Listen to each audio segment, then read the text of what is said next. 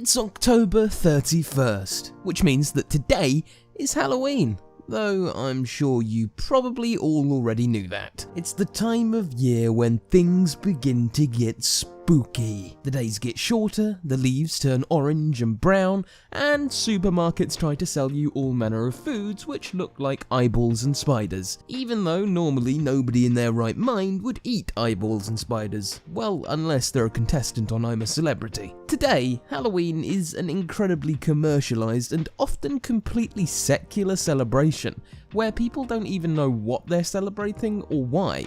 A bit like how nobody knows where the stories of the giant bunny delivering chocolate eggs in the dead of night at Easter came from. Halloween isn't quite as far from its original intention as Easter is though, and while lots of countries, the UK especially, might blame the Americans for popularising things like pumpkins and trick-or-treating, the origins behind this holiday are much closer to home. We have to go to Ireland to discover the truth, and look at an older and slightly different festival called Samhain. The word Samhain comes from the Old Irish meaning summer's end, and that's initially what it celebrated. The last day of summer and the first day of winter.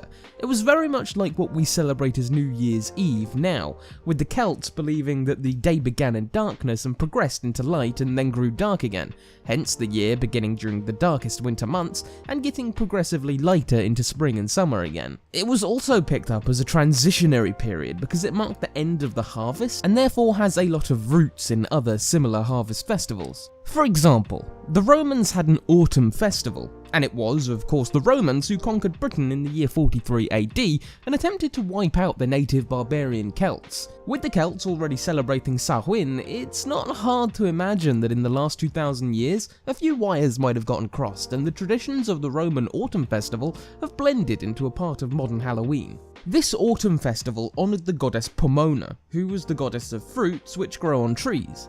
Most important of all these fruits were apples, and of course apples still feature heavily in lots of Halloween games and traditions, such as eating toffee apples or going apple bobbing. So, around 1500 years ago, we had Celtic religions and Roman traditions running rampant in the British Isles, because even after Rome was taken over by Catholicism, the harvest festival to honour Pomona was still celebrated. It was only natural that around the 7th century, one pope decided he didn't like this anymore, and wanted to make everything a lot more Christian. In an effort to steal the day from the pagans, he declared that November 1st was from there afterwards going to be known as All Saints' Day. This pope was also called Pope Bonyface, and I looked it up and it literally is pronounced like Bonyface, because it was his habit of dressing up like a skeleton which brought about the modern tradition of fancy dress. Okay, so that last part isn't true, although his name was Pope Bonyface. He also did dub November the 1st All Saints' Day, and you may not know that a different name for a saint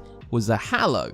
This became All Hallows' Day, meaning that October the 31st was All Hallows' Eve. I'm sure you can see where I'm going with this, as eventually Hallows' Evening got contracted into Halloween. But obviously the story doesn't end there, because I haven't even touched on any of the spookiness. To get to the bottom of that, we have to return to Samhain. I already explained that Samhain marks the end of one year and the beginning of the next. Because of this, it was seen as a liminal time, meaning a period where the veil between our world and the other world thinned to allow spirits to cross into our domain. These spirits were called Ishi and are mischievous and dangerous like fairies. These Ishi are said to be the leftovers of different ancient gods from religions people don't partake in anymore, but still felt some degree of respect and or fear for them. They believed that the spirits needed to be satisfied so the people and their livestock would survive the harsh Irish winter. So offerings of tasty fruit and drinks were left outside to put the spirits into a good mood. There is another even darker side effect of the veil being thinner, however, as the Celts also believed that this time of year was when the souls of the dead would be able to return home. Overnight, fires would be kept lit and places at tables would be set out in order to welcome their dearly departed back for their one night a year. There was even a formal period of lighting candles to honour the dead and praying for their souls before the Halloween festivities would officially begin. But what did these old festivities consist of? Well, a lot of ridiculous parlour games not unlike the types of games teenagers play at sleepovers today. They would use unusual methods to try and divine their own futures, mainly in regards to their deaths and marriages. So it's a bit like a group of kids asking a Ouija board the name of the person who has a crush on them. To bring up apple bobbing again, this was also considered a form of divination, along with roasting nuts, interpreting dreams, and pouring egg whites into water. Even scrying, or spying on people through mirrors, which some people will tell you is a dangerous form of witchcraft, was partaken in on Halloween. Another big thing people used to do was light special bonfires. In the UK, at least, this bonfire tradition has quite possibly been absorbed into Bonfire Night on November the 5th, which has been celebrated ever since King James I survived the Gunpowder Plot in 1605 by lighting bonfires and fireworks and burning effigies of Guy Fawkes. Since the 16th century, the practice of mumming has been associated with All Hallows Eve. At the bonfires I just mentioned, people would dress up in costumes and ugly masks in an attempt to ward off and protect themselves from the Ishi. It was believed that looking like one of them would trick them into thinking that you were one themselves, or to stop the souls of the dead from recognizing you if, say, you weren't very nice to them when they were alive and they want revenge. Because of this, it was also called guising. While people in these costumes would hang around the bonfires and make a racket, others would go around local houses and knock on doors in an attempt to claim the offerings left for the Ishi themselves. This, of course, is the practice which modern trick-or-treating comes from. I suppose that America can still take some credit for making Halloween mainstream, however. It was during the period of British colonial rule over the states on the East Coast that Halloween was allowed to flourish, especially in states like Maryland, where the Protestant belief systems weren't quite as strict as in different areas of New England. People began to have public parties to celebrate the harvest, where they would also tell stories of the dead and, typically enough, try to predict the future. And it was because of Americans pushing in the 19th century to remove anything too scary from Halloween and make it much more of a community event that the celebration has lost much of its religious associations, and where Halloween parties like we know them today have come from. It continued to evolve into a secular consumerist holiday, and today, on average, Americans spend more than $6 billion each year on Halloween. It was brought to America a few hundred years ago by Irish immigrants, and was transformed and regurgitated into the form we see it in today, and is now one of the biggest commercial holidays in the world. So that's more or less the story of Halloween, but there is one last tradition we haven't yet got to, and here at FactFile we like to go the extra mile to bring you all the information. Just look at all of the elephant's foot videos we've done. So, as an added spooky bonus, I'm also going to tell you where jack-o'-lanterns came from. Like almost all the other Halloween traditions we've heard about, jack-o'-lanterns also come from the UK and Ireland, but they weren't always pumpkins.